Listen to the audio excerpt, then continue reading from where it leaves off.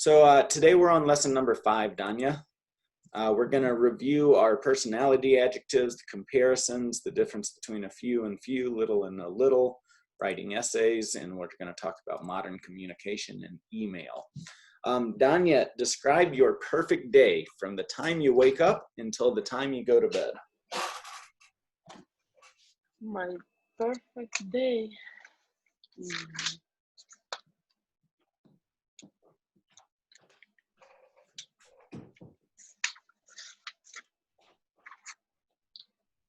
Can you wait a second, Danya? Sorry. Okay.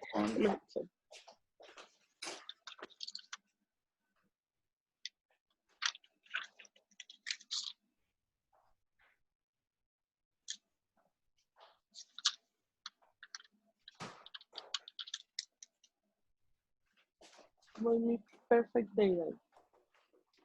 My perfect day. Wake up late and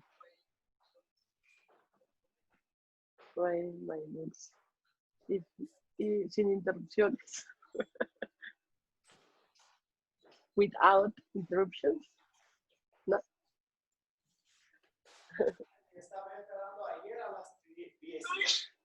Le mandé un mensaje a su teléfono. Sí, pero no contesté, que estoy en clase ahora. Por eso querría ayer a las 10:30. Ahora estoy en clase de nuevo. Pero dale, después hablamos.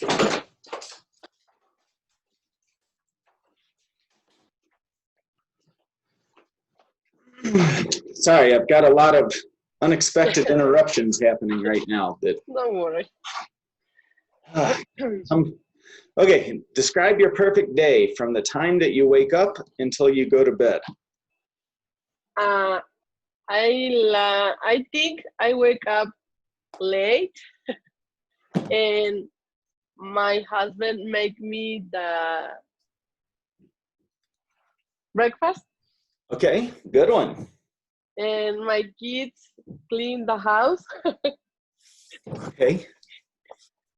And I like have time for write my book without interruptions. And I like spend time with my family watching a movie. Okay. And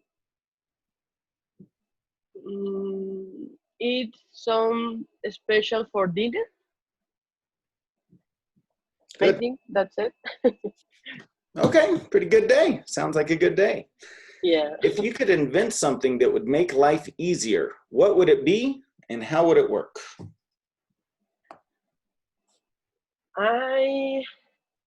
If I could invent something, I think invent something to help me clean the house. Or Something to help you clean the house, okay? yeah. Like what? Robot? A robot to clean the house. A robot? Yeah. Could it do everything, or what specific activities would it do? Everything. Wash clothes, wash dishes, and everything. I like it. I'll get one. Yeah. Danya, what do you do when someone is being a jerk to you? Being a jerk to me. I take my distance of that person. You keep your distance. I keep. You keep your distance, or you create distance between you and that person. Good. Do you know someone who's really weird? No. No. What kind of people do you like? Outgoing people. Okay. I like. What kind of people do you dislike?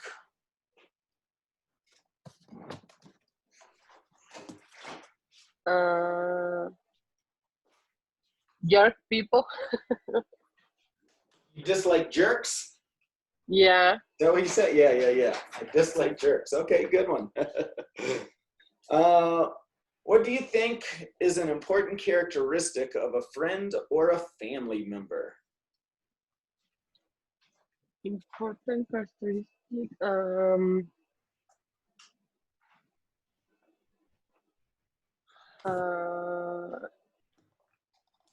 Friendly. ¿Cómo se dice? Ay, se me olvidó. Sí, no me acuerdo la palabra. Friendly and honest. Honest, yeah, good. Okay, good. I think constructive criticism is good, but sometimes it can go too far. Can you give me an example of when constructive criticism may turn out bad? When you say how to do something, I think it's bad. Okay, why?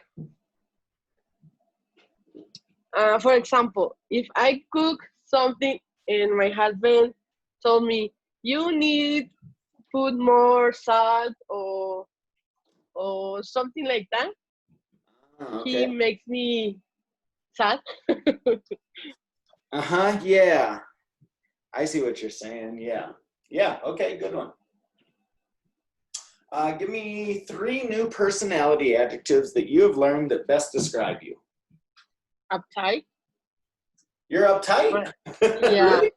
Yeah, a lot. Really? Wow. Okay, I didn't know that. Friendly and talkative. And what was the last one? Talkative. Talkative, yeah. Okay, good. Yeah. All right, so let's talk about email. The internet has greatly changed the way that we communicate with each other, and the most commonly used method of communication in both our professional and personal lives is email. This new way of communicating with each other is largely a good thing, but as with anything, we must learn to do so responsibly. Here we're going to discuss some best practices for using email so that our messages are clear, respectful, and well received by others. Read this one to me, Danya. Tip number 1, provide a descriptive subject so your recipient knows why he or she should open your email. According to the Radicati group, the number of emails that someone sends and receives per day is 150. Because of this, Careful, 115. 15, yeah. 15. You need to pronounce the N on the end. 15. Sounds like you're saying 50. What, 115? There you go, yes. Because of this, most people manage an inbox with far too many emails. If you have an important message for someone, it is critical that your subject conveys the message so that the person will open it. Good.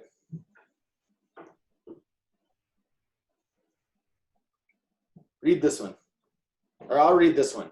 Tip number 2, keep email short and clear. People check their email when they're online on their computers or on their telephone these days, with the latter becoming increasingly more common. When people are sitting at their computers, it is very common that they are multitasking or doing several things at the same time. They check their email without giving it full attention. When people are checking their email from their phones, again, they are involved in other activities, speaking with people and out in public. In either situation, people usually don't have a lot of time or attention for email messages, so they need to be very short and to the point. So let's take a look at some of these emails together. Here's a real email that I received, and the subject, well, there is no subject. The email says, this website's weird, but the article they reposted is pretty interesting. It's about roots here in Middle Georgia. Thought you might like it. And then a link to a website. What's wrong with this email, Danya? Does it have a subject? Yeah, that's right. Without a subject, personally, I'm not going to open it. I probably won't open it or read it. So that's the first mistake. Here's an example of a good email. Subject, appointment reschedule. Dear Dr. Miller, I will need to reschedule our appointment on Monday, May 27th, 2019 at 9. I could make an appointment for the following Monday. If that works for you, please call me at 303-555-1902 to confirm. Thank you, Victoria Garcia. So this one's pretty straightforward, right? The subject, it's to a doctor. What do doctors have? They have appointments with people, right? So imagine Dr. Miller is probably a pretty busy person and is in the middle of a break and just happens to look at the phone and sees a message that says, oh, appointment reschedule. That sounds like an important message, right? What if it's an appointment that I have today or tomorrow, you know? So I'll take a look at that immediately. Good example. What about this one? Email or subject, it's here. And then the email says, Warby Parker, on this day in Warby Parker history, our 2013 annual report lays out all 365 days of the year behind us. Inside, you'll find out March 20th, September 17th, December 25th. What's wrong with this email? I think the subject. The subject, yeah, it's here. So my big question is what? What's here? What is here? What is here? What do you mean it's here? So that's the subject pronoun it. You can only use that once you've established the context of a conversation. We don't know what it is without referring to it. So yeah, that's my biggest problem with this email. It's here. It's very vague and ambiguous. I don't know what it means. Okay? Yeah. All right. Can you see any other problems with it? The email? Yeah, I mean, the email itself, like, what is Warby Parker? Why do I care about the annual report? And then these images, like, do you see where December 25th and it's got a barbecue grill with 21%? Like, I have no idea what any of this means. Like, this to me could not be a worse email. All right. Do you use email a lot, Danya? Yeah.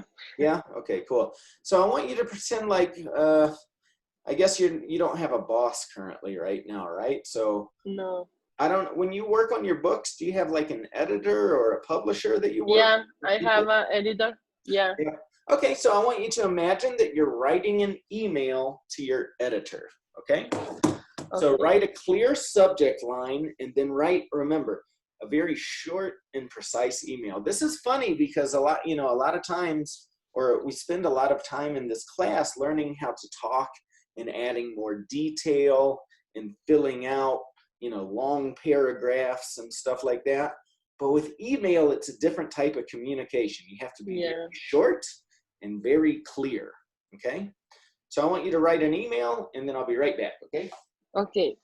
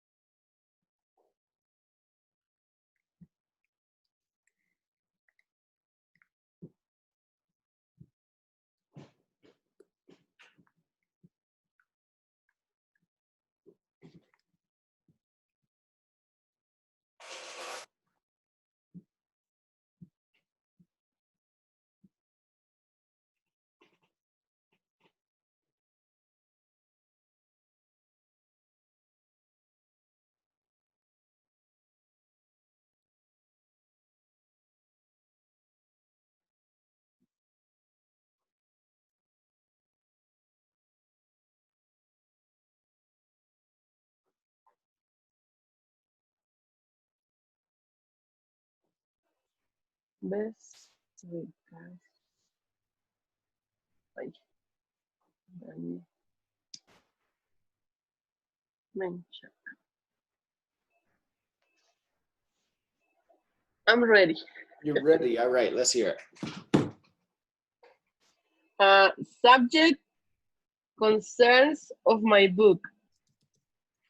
Email is my email. Yeah. Yeah, so what's the, say the subject again? Concerns of my book. Concerns about my book. About my book. Okay. About. Okay. Email medannya.msn.com. Dear Jessica, good morning. Do you know how long my book will be take to be published? Do you know how long my book will take to be Will published? take to be published. Okay. And thank you, best regards, Dania Menchaca. Yeah. Okay, good. So I would change your subject actually to say what your email said. So it's different, my email. Make the email the same too. So your subject slightly different, right? So in the subject you can say, Concerns about publish my book. instead of saying concerns about publish my book, you can, because this is it's just one question that you have. Yeah. Not many concerns, it's just one. So Concerns well, about it's not bad, just so you know, it's not bad, concerns about my book.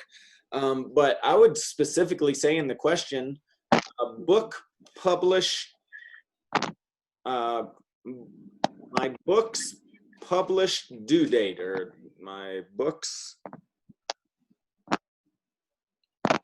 you know, when is the book due date? When is the publishing due date? When will the book be published? Something like that, you know? something. Okay. Subject. When will my book be published? One other thing that you might want to add, do you know the title of the book? Yeah. So what's the name of the book, for example? Encadenada a ti. Encadenada a ti. All right, so say that. When will Encadenada a ti be published? Oh, specific the name. I need to be more specific. I would be that's your subject. Be as specific as possible. Because imagine the publisher is probably getting 25,000 emails every day with the same question. When's my book? When's my book? When's my? So when you specify the exact name of it, you're going to stand out, you know, so that person's going to know exactly what the message is before, you know, without even having to open it. Yeah, that's true. Yeah. Good. Good, not bad.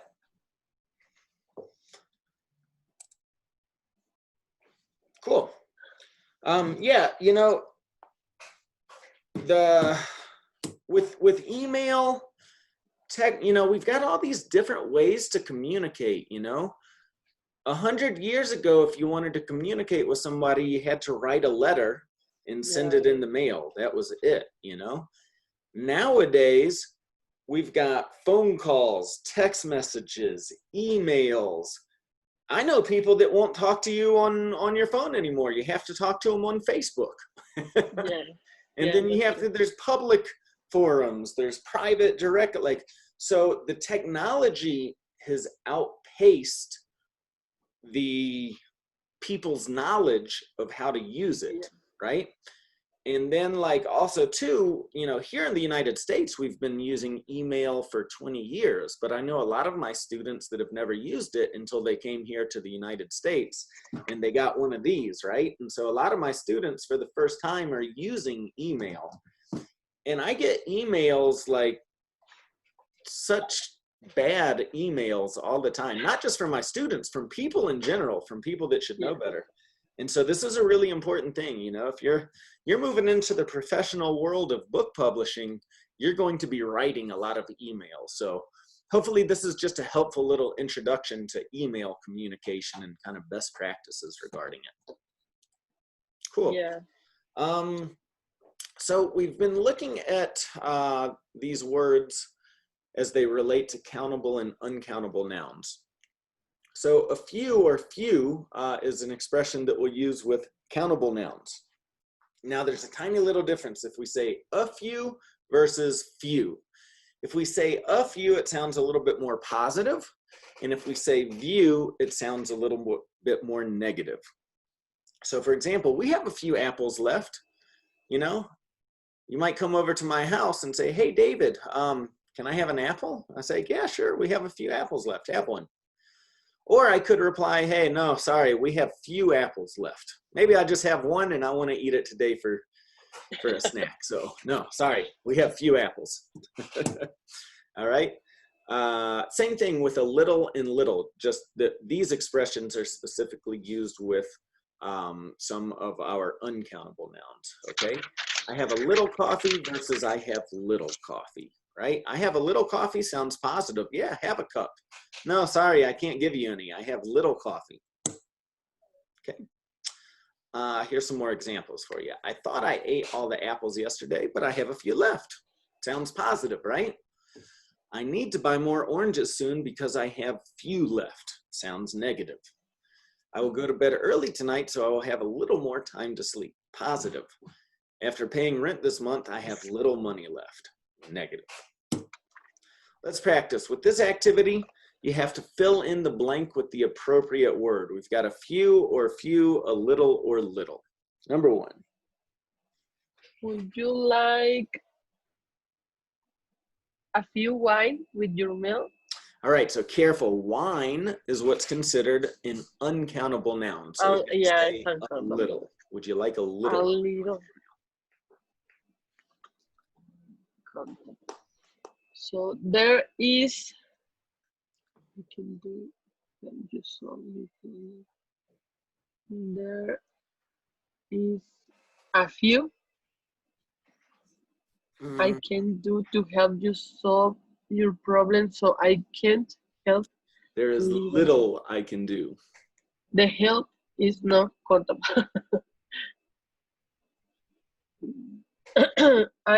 I'd like to try a few different types of cheese. Yes. She had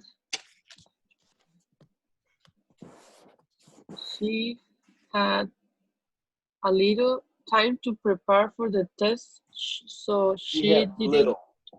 Little time. Little. It's more negative. You have to read the whole sentence because we see the prompt. She didn't do well because she had little time. All right, let's try this next one, Danya. I am afraid I have little information on the topic. Good. She said she would like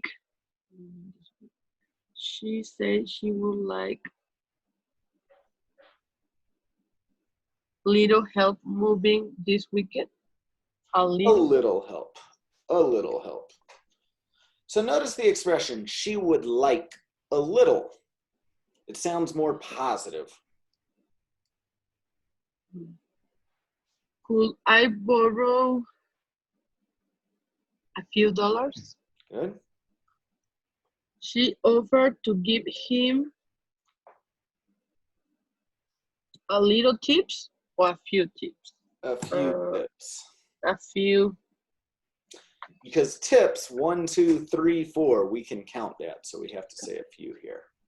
So you'll have to review this a little bit, Danya. Study this a little bit. Yeah, what I'm seeing here is it's the difference between the countable and uncountable nouns that's confusing you a little bit with this. So study this a little bit. Mm-hmm. All right, making comparisons. If we have two items. If we want to compare one item just to one other item, we'd use what's called a comparative adjective. The black phone is louder than that white phone. Okay. The superlative is when we're comparing 3 or more things. Out of all 3 phones, the pink one is the loudest. So we've got 3 different types of these comparative and superlative adjectives. Regular, where we just add E or EST, ER or EST. More and most, and then ones that are just completely irregular, where they change altogether. So for all of these, we just add ER to make the comparative, loud, louder, and then we add EST to make the superlative. When we make the superlative, we also need to always use the word the loudest, okay? The loudest. Cheaper, the cheapest. The cheapest. Higher, the highest. Lower, the lowest. Quieter, the quietest. Yeah, quieter and the quietest. Good.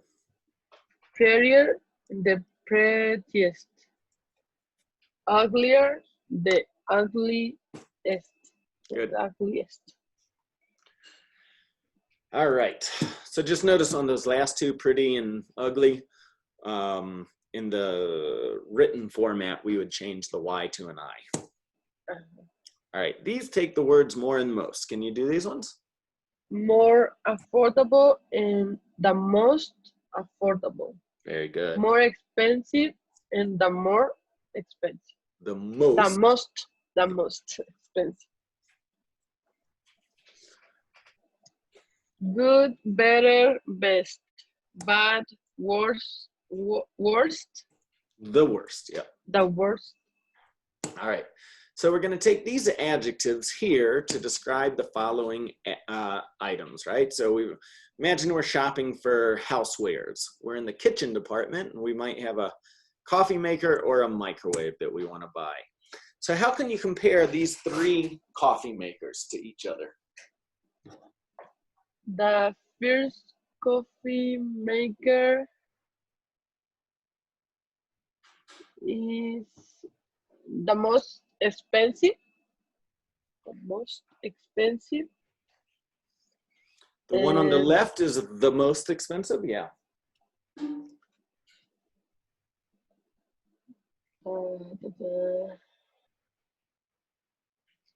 The little coffee maker is the most cheapest. Not the most cheapest, is the cheapest.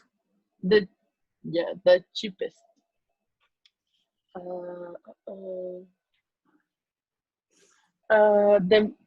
The middle coffee maker is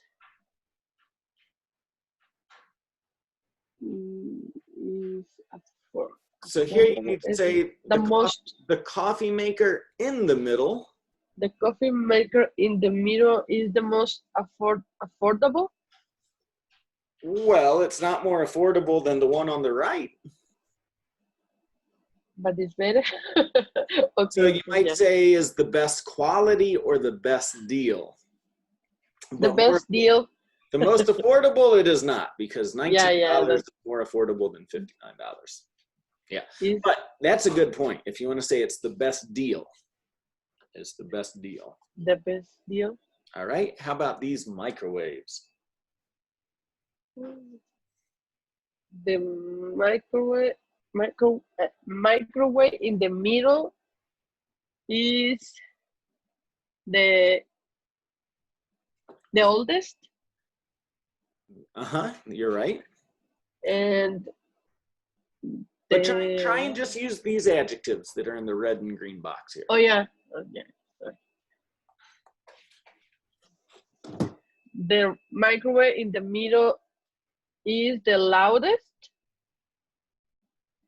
And the first microwave is the most expensive.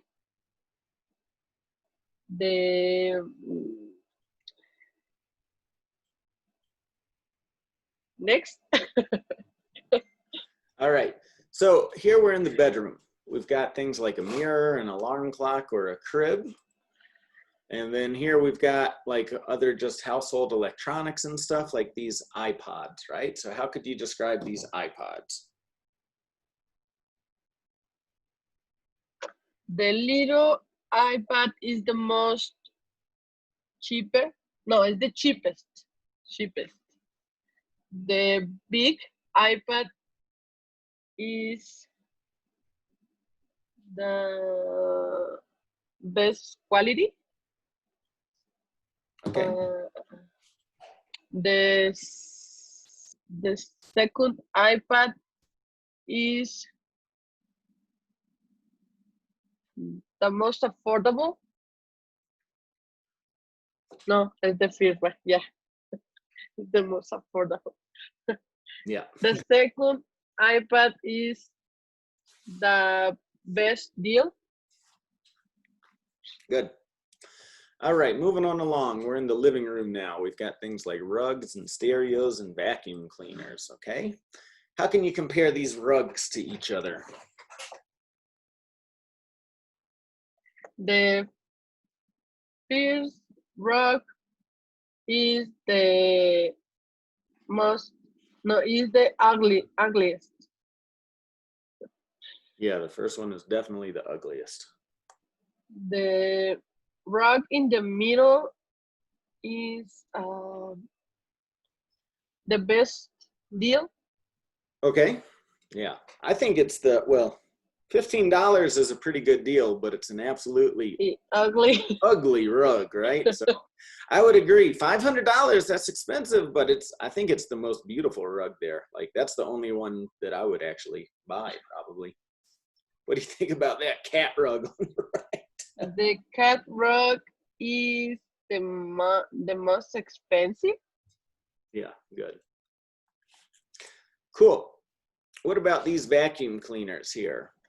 So we've got 3 different vacuum cleaners here.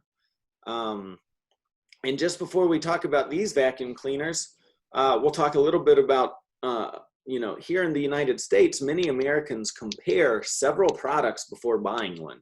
Instead of going from one store to another, you can save time by shopping online with a website like Amazon.com. Here we can see 3 vacuum cleaners side by side and compare the prices.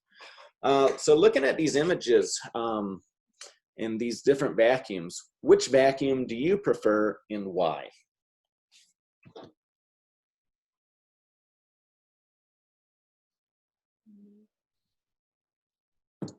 I think I prefer the Diesel Clean View because it's the cheapest. Yeah, you could say it's the cheapest or you could say it's the most affordable.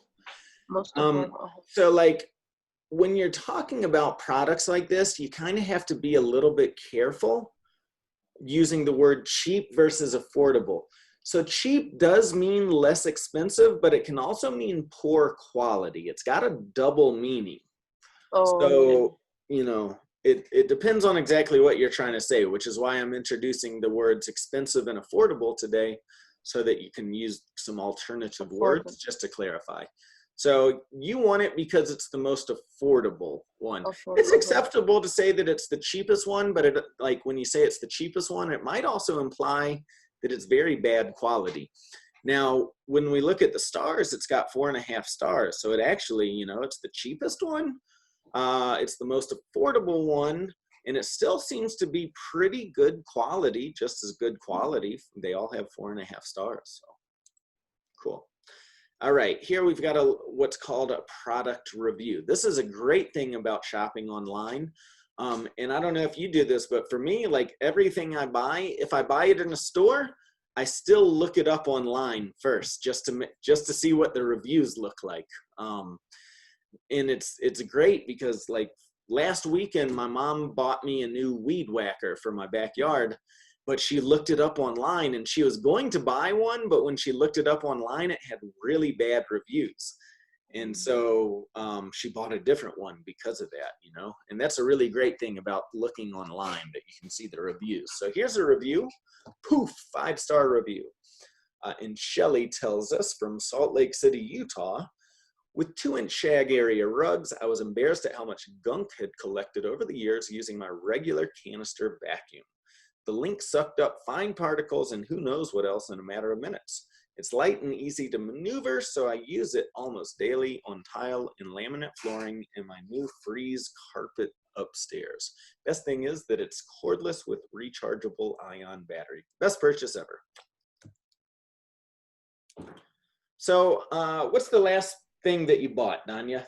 Like major purchase that you bought? My refrigerator. Your refrigerator, okay. Yeah. Entonces, so tell me, what I want you to do is write a review for your refrigerator right now. So give it a star rating. Typically it's from 1 to 5 stars. How many stars does it get? And then write down the description, how you're using it, what you like, what you dislike, etc. As much detail as possible. Okay.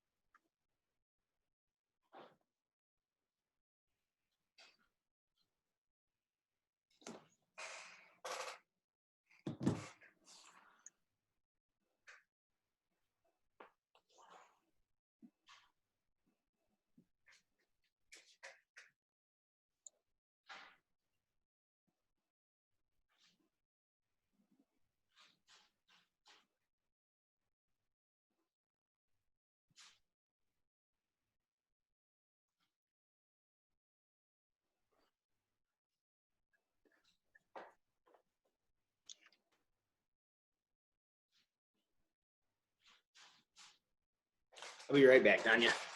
Okay.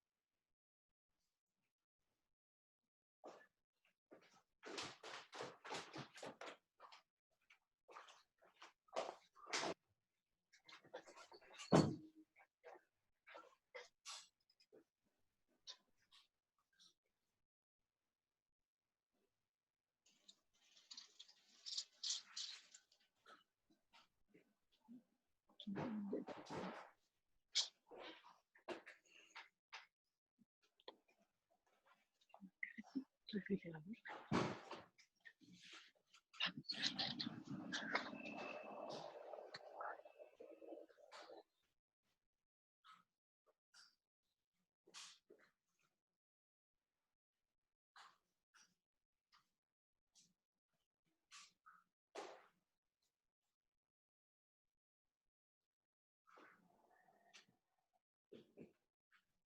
I'm finished.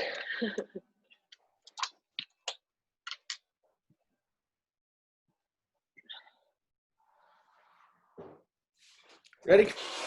Yeah. All right, what you got? Okay, I bought my refrigerator last year. The brand is Samsung. I really like it. It has a lot of space. It makes eyes. It has a big screen and I can listen music while I was cooking. It works perfectly. I really recommend it.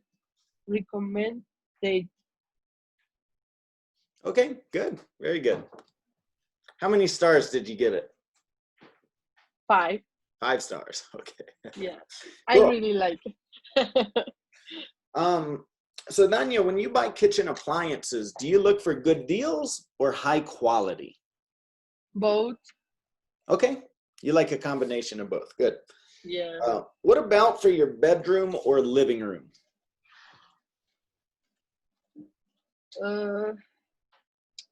My bedroom, I think high quality because when it's cheaper, sometimes the quality is Is bad. poor, yeah. Yeah. How much is expensive for you when comparing coffee makers? How much is it? I don't like coffee. I don't know. Okay, good, yeah. Perfect. I don't care. I don't know. Yeah, I don't know. What is the most expensive appliance you have ever bought? Appliance, my refrigerator. Yeah. Where do you like to buy your housewares? Home Depot. Okay. Do you always buy things that are on sale? Sometimes. Okay. What do you like more, coffee or tea, and why? Tea. Why? Because I don't like the coffee. Cool. What is better, cooking or microwaving, and why? I think cooking because the food has a good taste, a better taste. What are the most important housewares for you and your family? What are the most?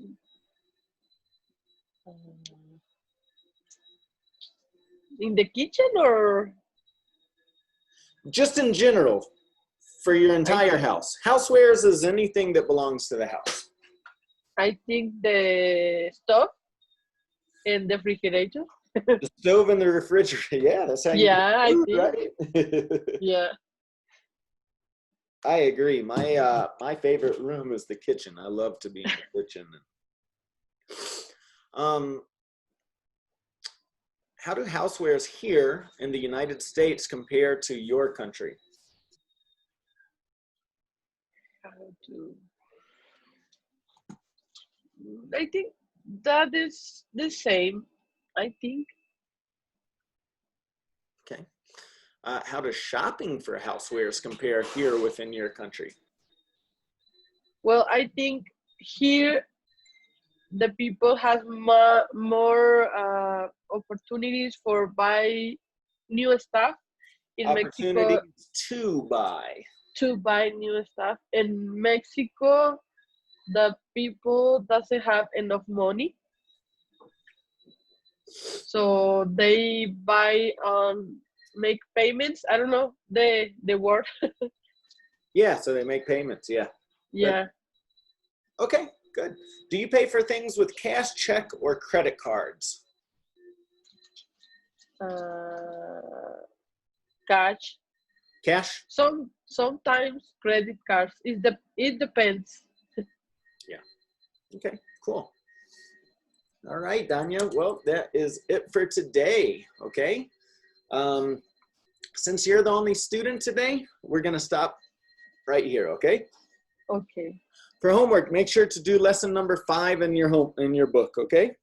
Okay. And yesterday I got an email with the test. You sent me the With email. that test. No, you sent me that test. Yeah. For I don't know if I sent you a test, then that means you need to do the test. Yeah. For the class, For when? Tomorrow or today or? as soon as you can. Okay. That was that's for the advanced class, right? Yeah, I think Yeah, so. for the midterm, I think. And do you know when is my last month? Danya, I think you can go all the way through September. You still have one more month. Okay. Yeah.